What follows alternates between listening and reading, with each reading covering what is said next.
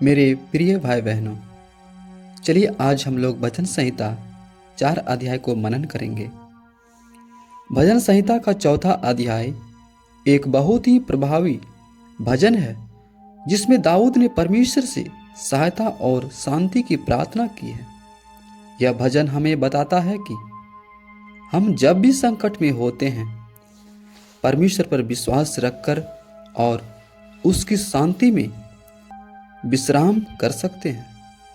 यह भजन विशेष रूप से उन लोगों के लिए है जो असत्य और झूठ के साथ संघर्ष कर रहे होते हैं और जिन्हें परमेश्वर से न्याय और शांति की आवश्यकता होती है। भजन संहिता 4 अध्याय का 1 पद में यह प्रारंभिक प्रार्थना है जो दाऊद ने किया। हे मेरे धर्ममय परमेश्वर, जब मैं पुकारूं तब तू मुझे उत्तर दे। जब मैं सकेती में पड़ा तब तूने मुझे सहारा दिया। मुझ पर अनुग्रह कर और मेरी प्रार्थना सुन ले। यह आयत दाऊद की प्रार्थना का आरंभ है, जहां वह परमेश्वर से सहायता की मांग करते हैं। वह उसे धर्मी और न्यायपूर्ण परमेश्वर के रूप में पुकारते हैं, जो संकट के समय में उनकी मदद करता है। दाऊद ने परमेश्वर के साथ अपने संबंध को आत्मीय और विश्वासपूर्ण तरीके से प्रस्तुत किया। यह पद हमें सिखाती है कि हमें भी जब कभी संकट में हो, हमें परमेश्वर से अपने दिल की बात करने में संकोच नहीं करना चाहिए। हमें यह विश्वास रखना चाहिए कि परमेश्वर हमारी प्रार्थनाओं का उत्तर देगा। भजन संहिता 4 अध्याय 2 से 3 पद जब हम लोग पढ़ते हैं, इसमें लिखा है, हे मनुष्य के पुत्रो, कब तक मेरी महिमा का अनादर होता रहेगा? तुम कब तक व्यर्थ बातों से प्रीति रखोगे और झूठी युक्ति की खोज में रहोगे?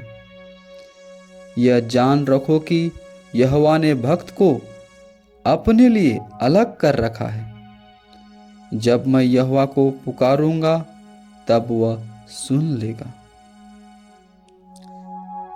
यहां दाऊद उन लोगों को चेतावनी दे रहे हैं जो झूठ और असत्य फैलाते हैं। वह कहते हैं कि परमेश्वर अपने भक्तों को सत्य और न्याय के साथ बचाता है। यह हमें यह सिखाता है कि झूठ और असत्य के बावजूद परमेश्वर अपने वचन के अनुसार हमें न्याय देता है और हमारे लिए काम करता है। हमें कभी भी उन लोगों के झूठ और असत्य से डरने का या दबने की आवश्यकता नहीं है। भजन संहिता 4 अध्याय 4-5 पद। कांपते रहो और पाप मत करो। अपने अपने बिछौने पर मन ही मन सोचो और चुपचाप रहो। धर्म के बलिदान चढ़ाओ और यहोवा पर भरोसा रखो। दाऊद हमें सलाह देते हैं कि जब हम संकट में हो तो हमें अपनी चिंताओं को परमेश्वर के सामने रखकर शांति से सोने का अभ्यास करना चाहिए। वह हमें आत्म निरीक्षण करने और अपनी गलतियों के लिए प्रायश्चित करने का निर्देश देते हैं।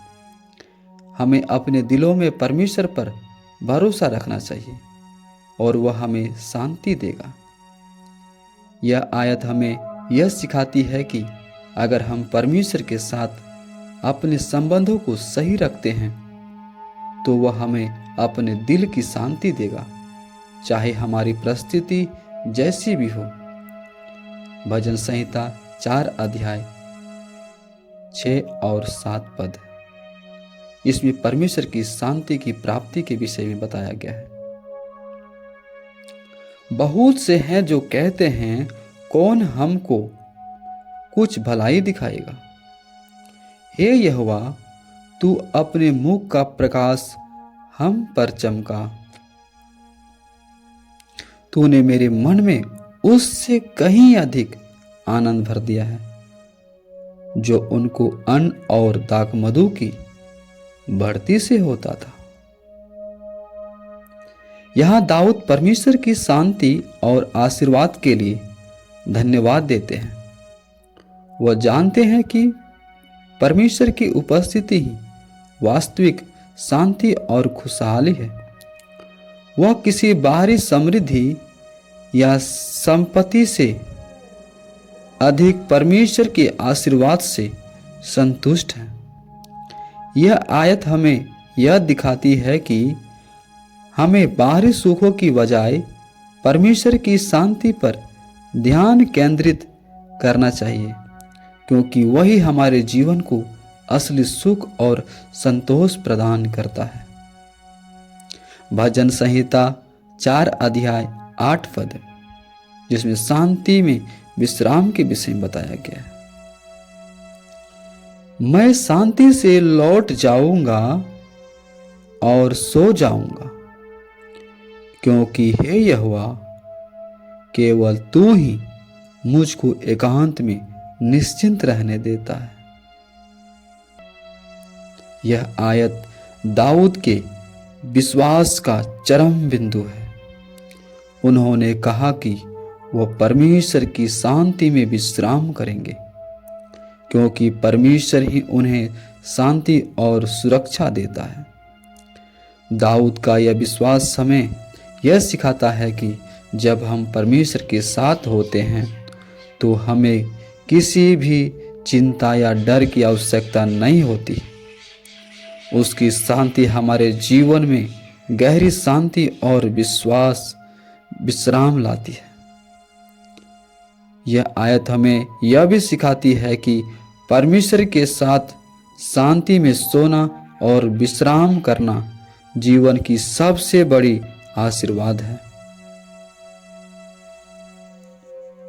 भजन संहिता 4 हमें यह सिखाता है कि हम जब भी संकट, चिंता या संघर्ष में होते हैं, हमें परमेश्वर से प्रार्थना करनी चाहिए और उसकी शांति में विश्राम करना चाहिए।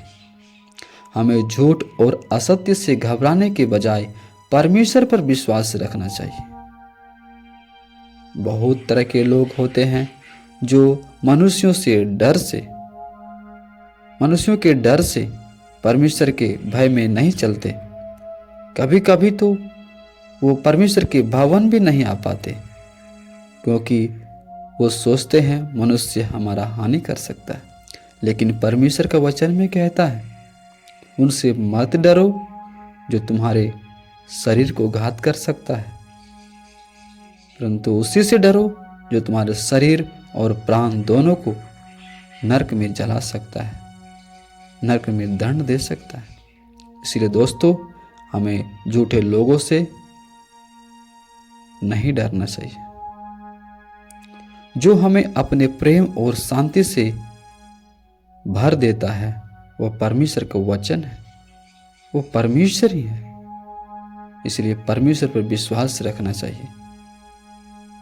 यदि हम परमेश्वर के साथ अपने संबंधों को सही रखते हैं तो वह हमें हर स्थिति में शांति और संतोष देगा। मेरे प्रिय भाई बहनों, चलिए हम इस भजन संहिता 4 अध्याय के अनुसार छोटी सी प्रार्थना करेंगे और परमेश्वर को धन्यवाद देंगे। धन्यवाद पिता परमेश्वर, महान दयालु सर्वशक्तिमान प्रभु, राजाओं का राजा पिता परमेश्वर जी, तेरे वचन के लिए धन्यवाद यीशु राजा। पिता परमेश्वर, हम तुझे धन्यवाद देते हैं कि तू हमें अपनी शांति देता है, जो किसी और चीज से अधिक मूल्यवान है। जब हम संकटों और समस्याओं में होते हैं तो तू हमें अपनी शरण में लेता है प्रभु। हम तुझसे प्रार्थना करते हैं कि तू हमें अपने मार्ग पर चलने की शक्ति दे और हमें अपने आशीर्वाद से शांति प्रदान कर। हम अपने दिलों में तेरे प्रति विश्वास रखते हैं। तुझसे शांति की प्राप्ति की प्रार्थना करते हैं प्रभु। हमें शांति से तू भर पिता, हर सुनने वाले शांति से भर जाए प्रभु। ये प्रार्थना हम प्रभु यीशु मसीह के नाम से मांगते हैं परम पिता, आमीन।